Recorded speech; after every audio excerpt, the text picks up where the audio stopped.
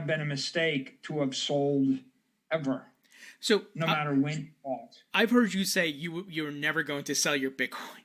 So when Yeah. is there any situation that you would find yourself in that you're like, you know what, I'll sell some, or are you like planning to leave it as an inheritance for your family, things like that? So let me explain on that.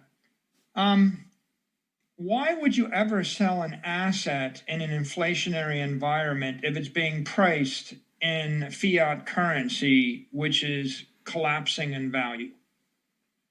For example, if I told you that the dollar is going to be printed and it's going to be debased 10% a year, and if you owned a house and it was a desirable house and you wanted to live there the rest of your life, why would you ever sell the house? Because you know it's going up in price 10% a year. And if the interest rate is 3%, you would just hold the house the rest of your life and just refinance the house. And when you need more money, you would borrow against the house because the house is going up. If you owned a football team and I printed 10% more money, the value of the football team would go up. You're not going to sell the football team. You're going to hold it. And if you need money, you're going to borrow against it. Selling a good asset normally is always a mistake. But Warren Buffett's never sold his assets. He held them forever. John Malone held his assets. Pretty much every billionaire that you know of for the past 100 years, they got that way by never selling anything, right? So the trick is you have to find an asset which is not going to be impaired, right? The reason to sell something is not because you need money. The reason to sell something is because the asset is impaired. And by impaired, I mean like sell the football team because you know no one will ever watch football ever again. Or sell the ranch in California because you know that they're going to pass a 5% a year property tax on California and you need to leave California and no one's going to want to ever go to that ranch. And sell it because it's impaired. If it's not impaired, then then as fiat gets printed, the asset is going to go up in value if it's a high quality asset. And if you were to sell it, you would get hit with a capital gains tax, either long-term or short-term, right? Yep.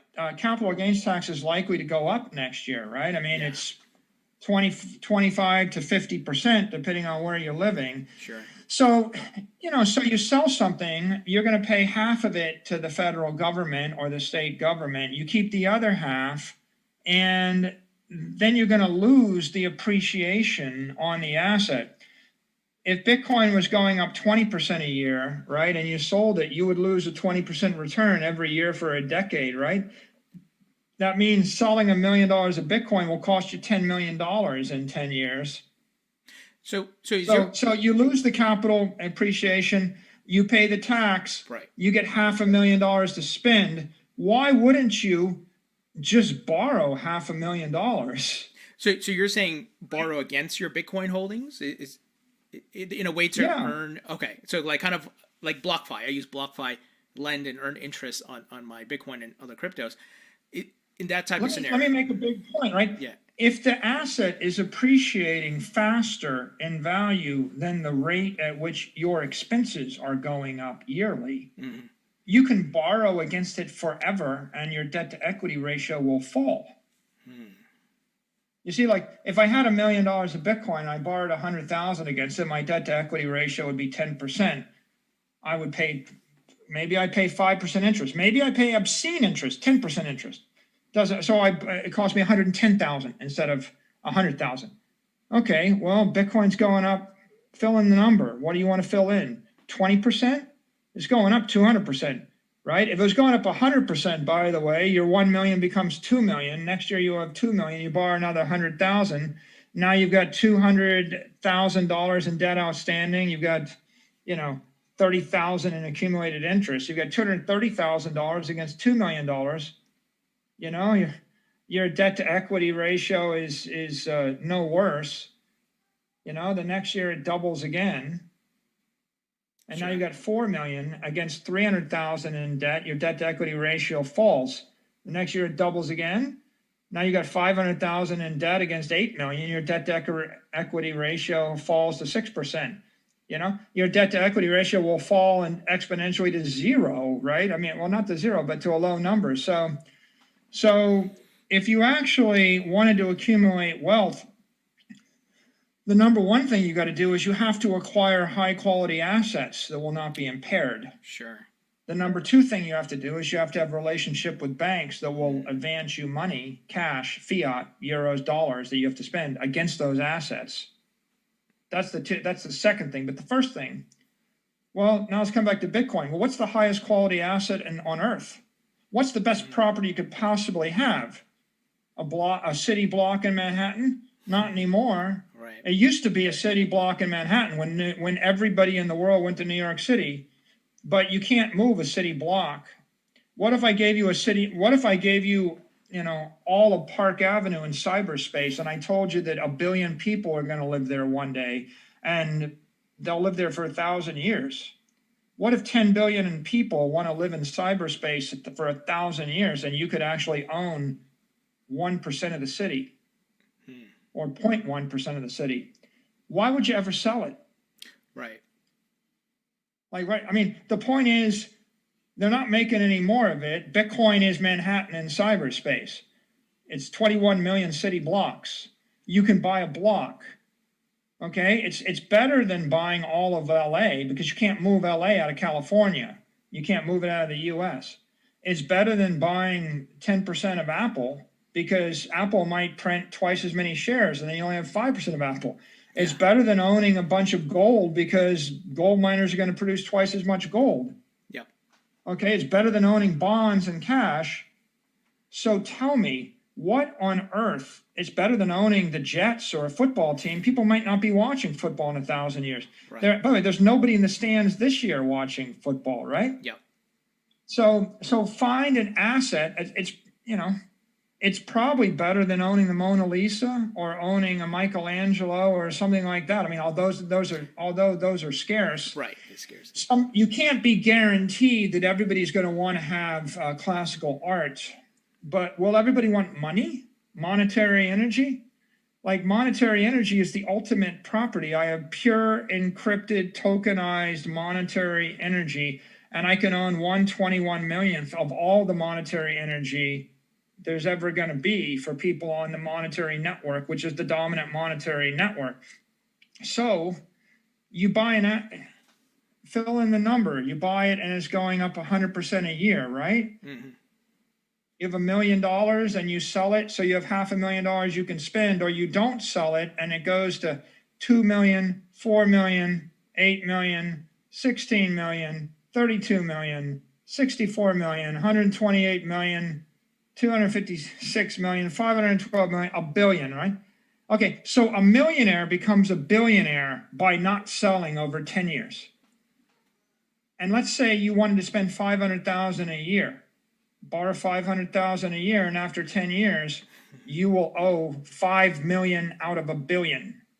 Your debt to equity, including interest, is less than 1%. 1% of your Bitcoin would be debt.